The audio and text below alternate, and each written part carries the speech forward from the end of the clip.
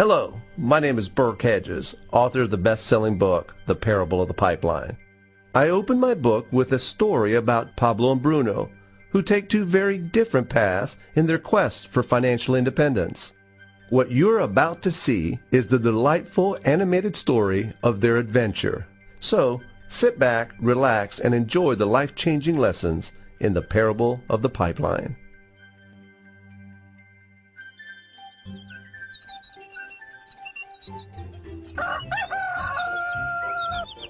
Far away, in a small village, near a beautiful valley, lived two friends, Pablo and Bruno.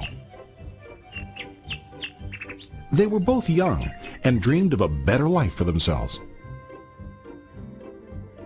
They'd often discuss their dreams about how they would become the most successful men in the village. They weren't afraid of hard work, and they searched for opportunities to help realize their goals and achieve their dreams. One day, an opportunity presented itself.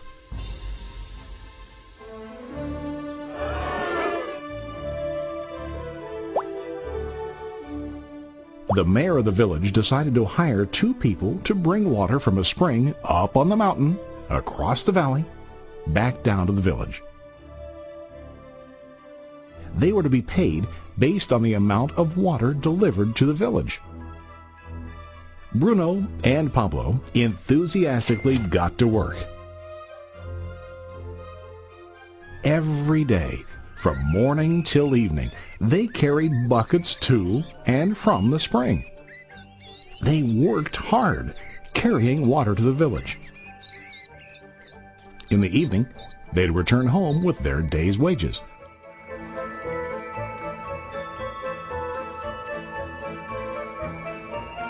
Bruno was satisfied with his work and the money he earned.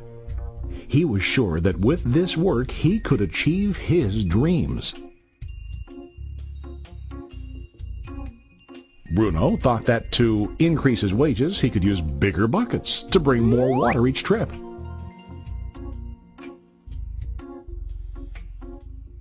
He believed with a larger income he would soon be able to buy a cow and the house that he dreamed about.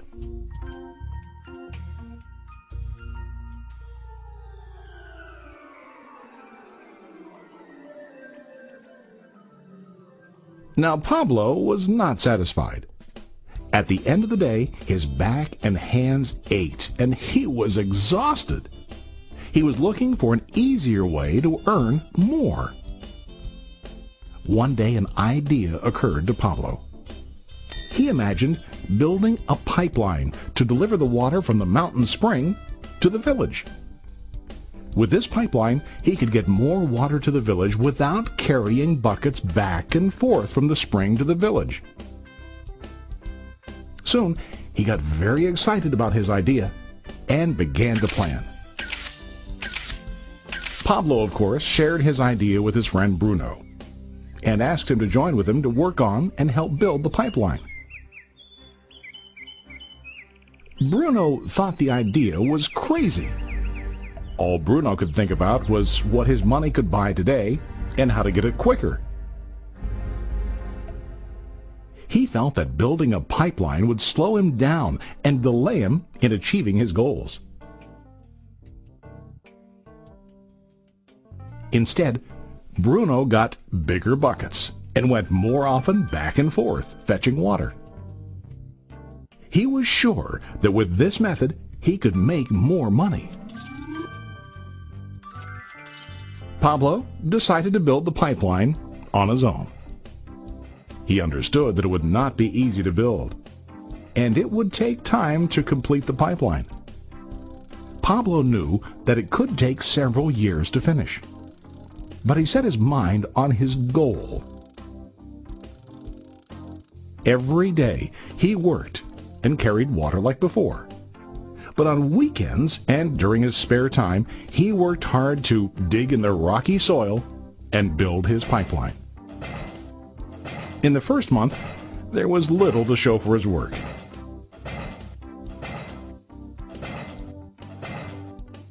Bruno and the villagers laughed and teased him. They called him Pablo the Pipeline Man. During this time, Bruno's income doubled. He already bought a cow and a bigger house. His lifestyle changed. He now spent time after work in the bar, enjoying his hard-earned wages from delivering water.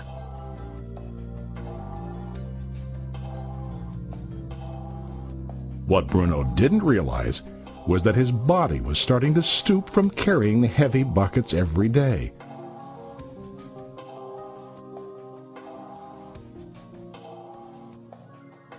His face looked worn and his body tired. Soon, he began to carry less and less water due to the wear and tear on his body.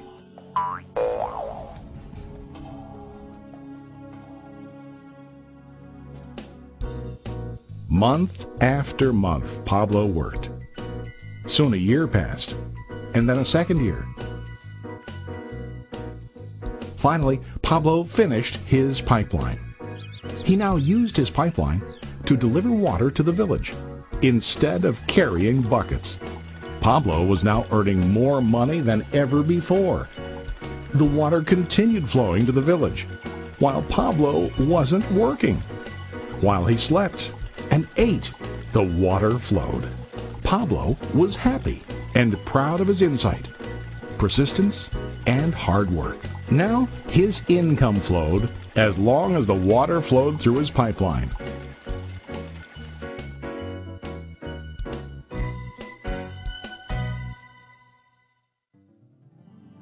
The story of Bruno and Pablo is a reflection of life. Their jobs symbolize what most people do to earn money. Bruno gets his money using buckets. He goes back and forth, carrying his buckets from the spring to the village in exchange for money.